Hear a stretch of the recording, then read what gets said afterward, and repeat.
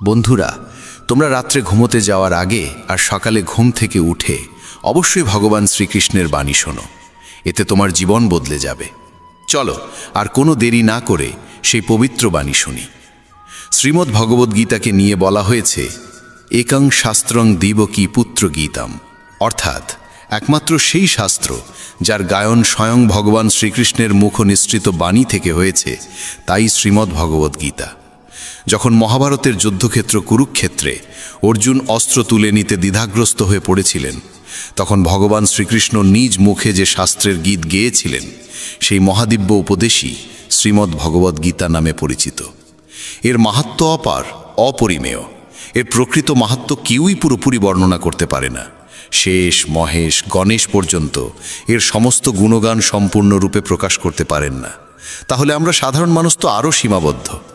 এমন বলা হয়ে থাকে, যে ঘরে প্রতিদিন শ্রীমদ্ ভগবদ্গীতার পাঠ হয় কিংবা তা শোনা হয়, সেই ঘরে স্বয়ং শ্রীকৃষ্ণের আগমন ঘটে। এই গীতাকে পৃথিবীর প্রতিটি মানুষের পড়া ও বোঝা একান্ত প্রয়োজনীয়, যাতে তারা জীবনের সুখ, শান্তি ও সফলতা লাভ করতে পারে। শ্রীমদ্ ভগবদ্গীতায় মোট 18টি অধ্যায় রয়েছে এবং এই 18টি অধ্যায়ে মোট 700টি শ্লোক রয়েছে। এই কারণেই আমরা আজ শ্রীমদ্ ভগবদ্গীতার ঐশ্বরিক জ্ঞান থেকে অনুপ্রাণিত হয়ে 151টি গুরুত্বপূর্ণ ভাবনার কথা জানব, যেগুলো আমরা খুব সহজ ও সরল ভাষায় তোমাদের বোঝাতে চেষ্টা করব।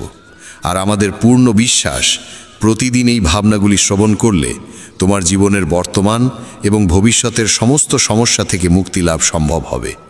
চলো শ্রীমদ্ ভগবদ্গীতার সেই সবচেয়ে শক্তিশালী 151টি ভাবনার দিকে এগিয়ে চলি এবং সেগুলিকে আমাদের জীবনে গ্রহণ করার চেষ্টা করি।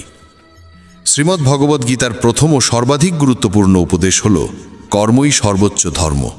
ভগবান শ্রীকৃষ্ণ গীতায় অর্জুনকে উপদেশ দিয়ে বলেন, মানুষ জন্ম নিয়েছে কেবল কর্ম করার জন্য, আর কর্ম ছাড়া কেউ কখনো থাকতে পারে না।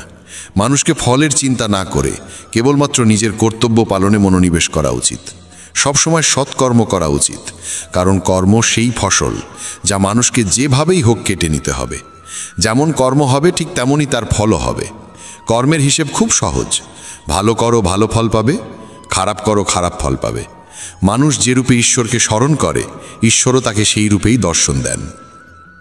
নিজের শক্তিকে দুশ্চিন্তায় ব্যয় না করে সমস্যার সমাধান খুঁজতে ব্যবহার করাটাই বুদ্ধিমানের কাজ।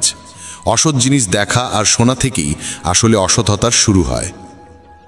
যে মানুষ এই মূল্যবান মানব জীবন পেয়েও ঈশ্বরের নাম কীর্তন করে না, সে দুর্বুদ্ধি মানুষ, যিনি মোক্ষের সিঁড়ি পেয়েও সেটায় চড়ার চেষ্টা করে না। ভগবান শ্রীকৃষ্ণ বলেন, হে মানব,